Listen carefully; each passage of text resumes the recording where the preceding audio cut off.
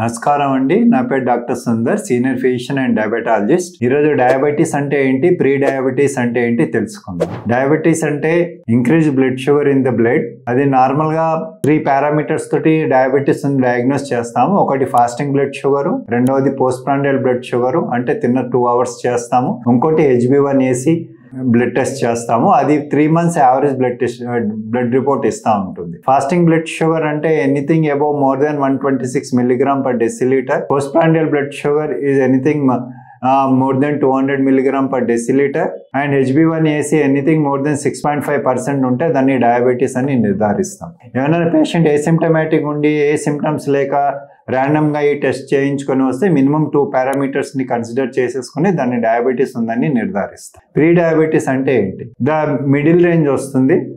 That is fasting blood sugar anything between 100 to 140 mg/dL ఉండటం. Post prandial blood sugar 141 to 199 mg/dL, and HbA1c 5.7% to 6.4% ఉంటే దాన్ని pre diabetes అని patient ని నిర్ధారిస్తాం.